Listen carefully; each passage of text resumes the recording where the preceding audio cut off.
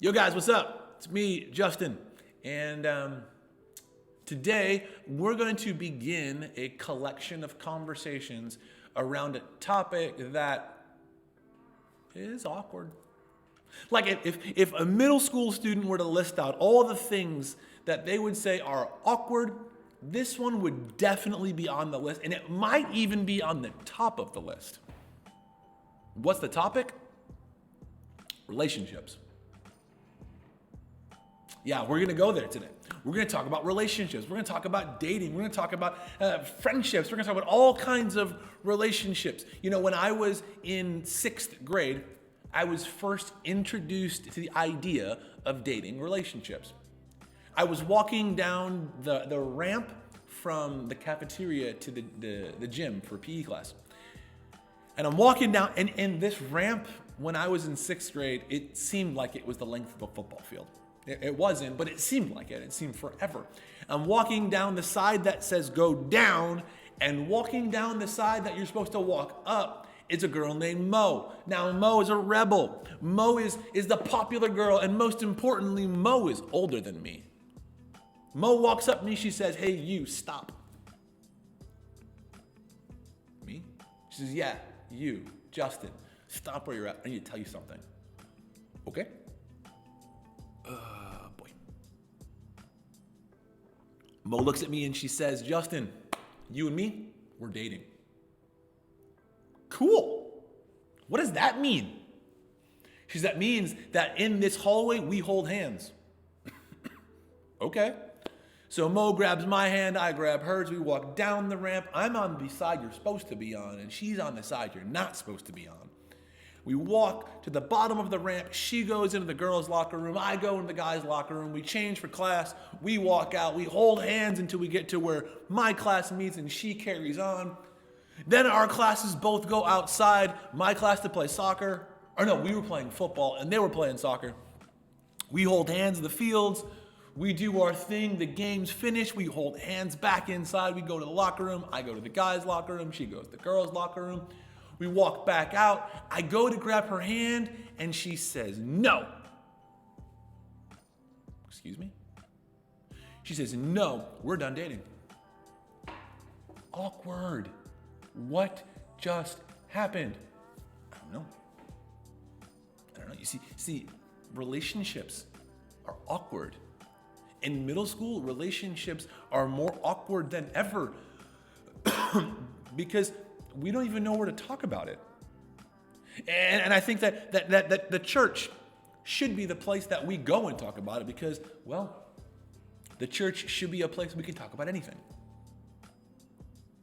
So let's go there. Let's talk about relationships. And there's two words that I want to begin by defining because they're going to pop up over the course of these conversations. The first word is attraction, and the second word is desire. Now, attraction simply means a feeling of like or interest in someone or something. The word desire means what we think we feel, think about, or want to do. Okay, so we got the things that we're interested in and the things that we want to do. All right. Now, in middle school, attraction and desire can lead us to these awkward hand-holding moments, right?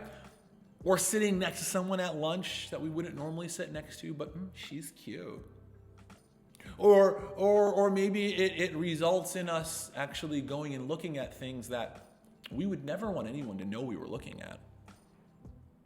Or maybe it even results in us doing things that we would never want anyone to know that we were actually doing. See, the thing is, attraction and desire, it can create a problem. And the problem is we don't know how to respond to it.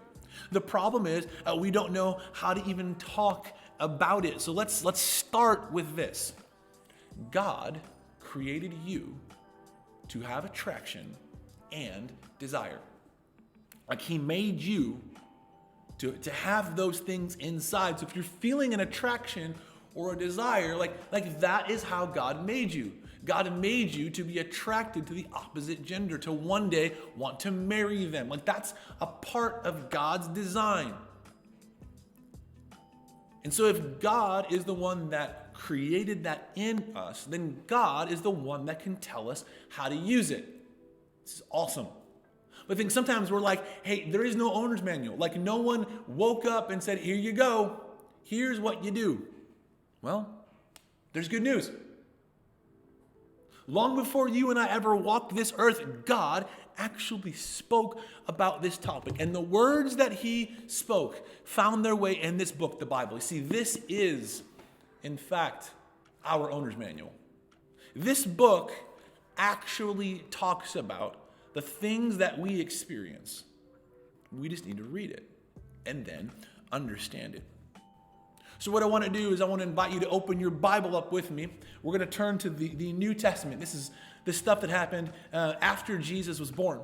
We're going to go to a book, which is actually a letter called Romans. Now, Romans is written by a guy named Paul to a people living in a city of Rome.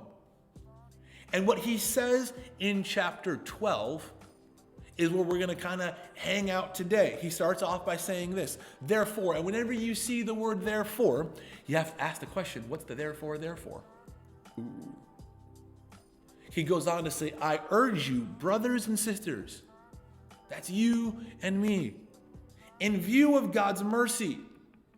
So let's start there. In view of God's mercy, you see, we are to begin talking about God because he is the one that offers us mercy. What is mercy? Mercy is when you get the things you don't deserve. And let's be honest for a minute. When you and I choose to do things our way, instead of looking to what God says is the best possible way, what we deserve is separation from him. We deserve God to walk away and say, I am done. But instead, God gives us mercy. In fact, that's the whole reason why God sent his son Jesus to earth. See, Jesus took the punishment for all the times that you and I sin. And sin is when we take our eyes off of God and say, I know better. Or they know better. Or they know better. Or the internet knows better. Or I just don't want to do what you say, God. See, it's because of sin we deserve to be separated from God. It's because of God's mercy that we can actually find ourselves being brought back into a relationship with God. See, we can respond, and this is what Paul's about to say, but we respond because of God's kindness by living in a way that God is inviting us. He says this, offer your bodies as a living sacrifice, holy and pleasing to God. In other words, view your body as something of great value. See, for some of us, we're actually told that our bodies have no value. Or our bodies have little value. Or our bodies only have value when. But Paul is saying, no, listen. Your body has great value.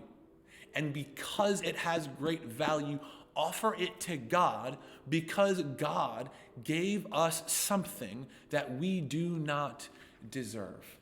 Offer your bodies as living sacrifices. See, when it comes to attraction and desire, God is inviting us to live in a way where we have integrity. Integrity means, hey, we're not going to respond to our attractions and our desires based upon what we think or what we feel. But instead, we're going to respond to what those attractions and desires are based upon what God says by respecting ourselves, by respecting others, and by respecting God. See, what Paul goes on to say is, hey, I'm going to explain to you how to use these attractions and desires in a way that are pleasing and honoring to God. So how do we do it? Well, Paul goes on to say this. Do not conform to the pattern of this world. In other words, don't be like everybody else.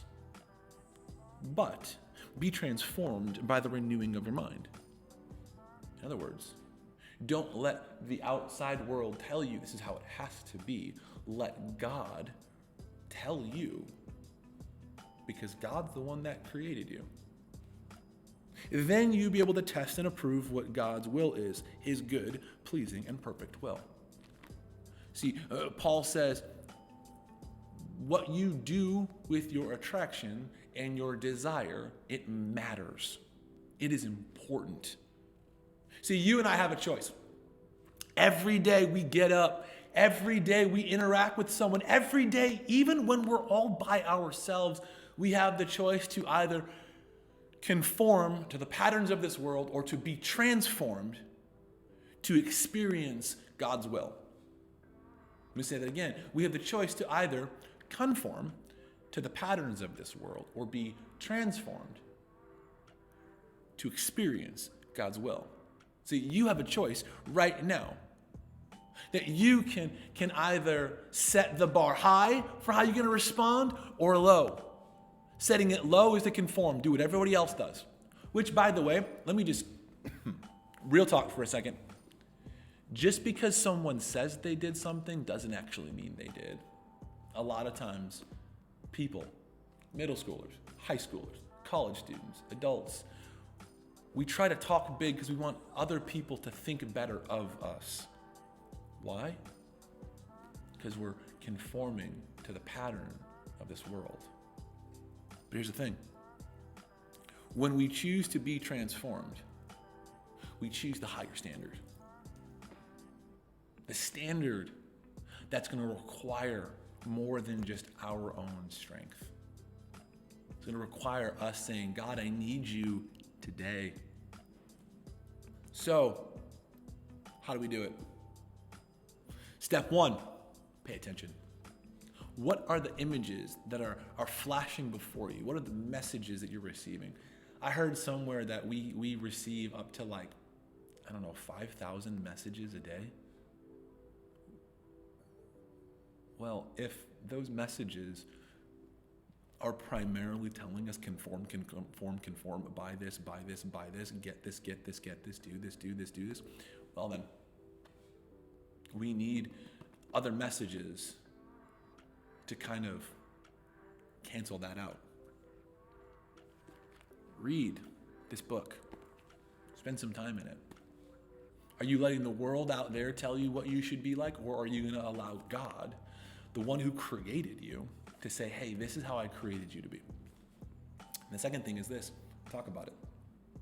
Talk about your feelings. Talk about your interests. Talk about the temptations even. Talk about it. That's actually why we spend so much time in our groups, sitting in a circle, talking about things that matter, that are awkward like this. Because here's the thing: if you don't have a safe place to talk about it, you're either not going to talk about it, or you're going to talk about it in an unsafe space.